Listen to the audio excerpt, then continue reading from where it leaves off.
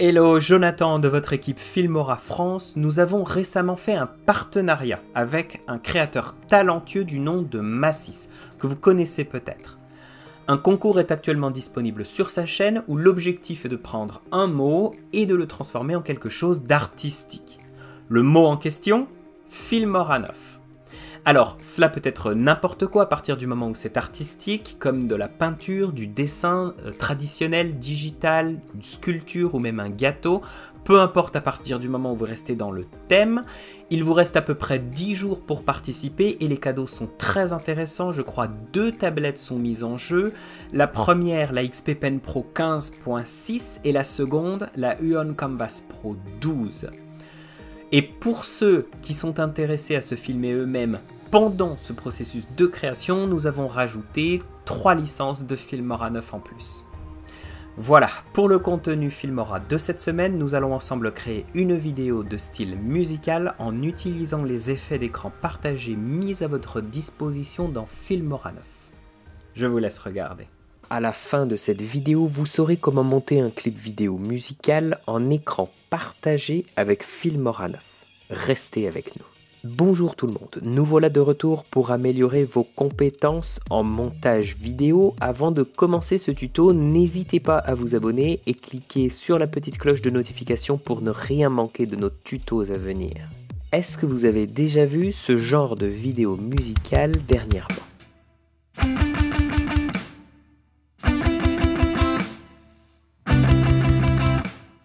Une vidéo musicale utilisant l'effet d'écran partagé est un excellent moyen de montrer vos compétences musicales, de créer des liens avec votre famille et vos amis ou d'essayer de nouvelles astuces de montage.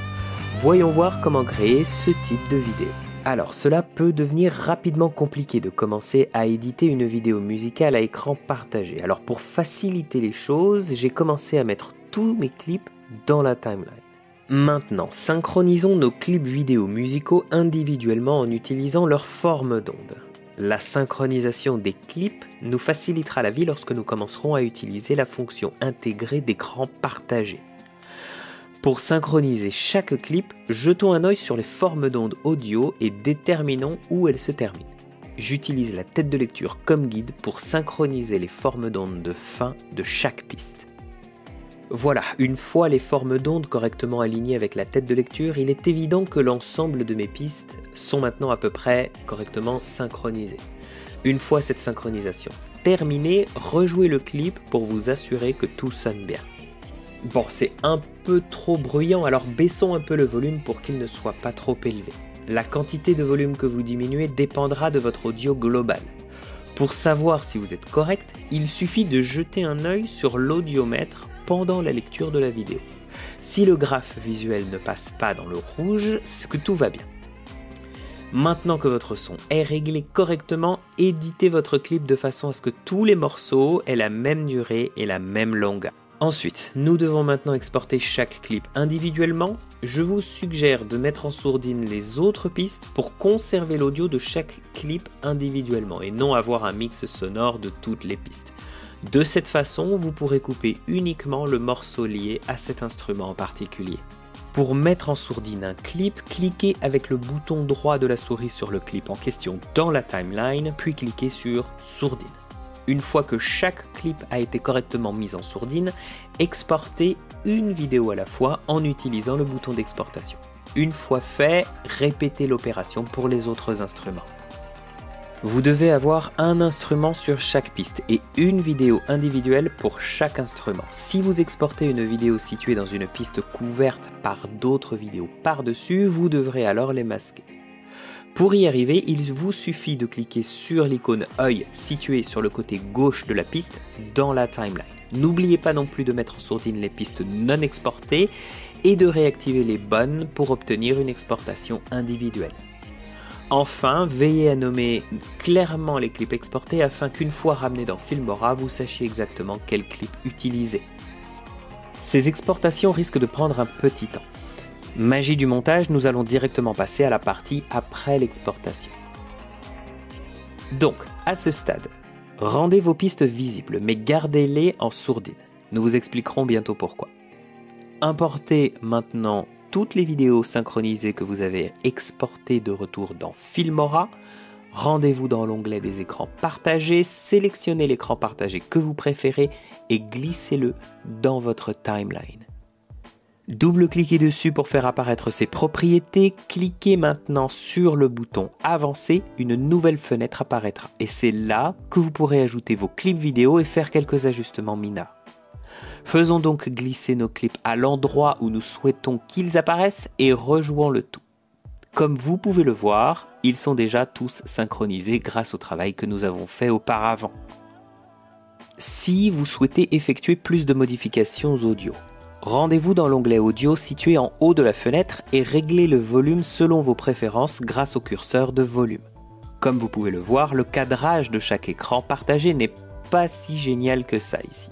Donc pour ajuster le cadrage, cliquez sur l'onglet vidéo en haut de la fenêtre, sélectionnez le clip que vous souhaitez recadrer, puis utilisez les commandes de cet onglet.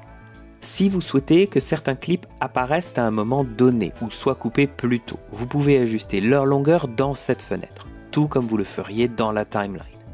Filmora définit le clip qui ne joue pas en tant qu'image fixe et ce, malgré ma volonté à vouloir les faire apparaître uniquement au moment où l'instrument commence à jouer. Donc, pour les faire apparaître au moment où ils commencent à jouer leur musique, cliquez sur OK et retournez dans la timeline. Pour couvrir une partie de l'écran partagé, nous allons avoir besoin d'un plan solide blanc, afin que les lignes blanches de l'écran partagé ne soient pas affichées. Prenons donc un échantillon de couleurs et posons-le sur chaque clip qui n'est pas en train de jouer. Alors, pour arriver à faire ça, rendez-vous dans votre bibliothèque Média, puis dans la catégorie échantillon couleur et choisissez un solide blanc. Faites-le glisser sur le calque situé au-dessus de l'écran partagé, double-cliquez dessus pour faire apparaître ses propriétés, puis ajustez son échelle et sa position. Faites cela pour chaque section que vous ne souhaitez pas voir. Veillez à couper l'écran partagé au moment où l'instrument commence à jouer ou l'endroit où vous avez fait la coupe dans la fenêtre de l'écran partagé. La dernière chose que je souhaite faire ici, c'est de faire apparaître les instruments en plein écran dans une séquence située en même temps que celle de l'écran partagé. Un moyen facile de le faire est de placer l'écran partagé sur une piste inférieure, puis de synchroniser les clips en plein écran par-dessus, et enfin de couper en conséquence. Voyons voir ce que ça donne.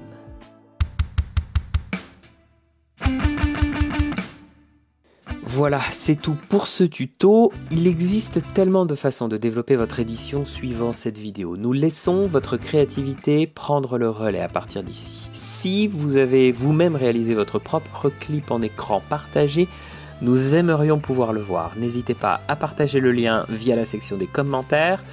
Si vous souhaitez obtenir d'autres conseils et astuces de montage vidéo comme celui-ci, n'oubliez pas évidemment de vous abonner à notre chaîne. Merci beaucoup en tout cas d'avoir regardé cette vidéo jusqu'au bout. On se donne rendez-vous la semaine prochaine. Restez créatifs.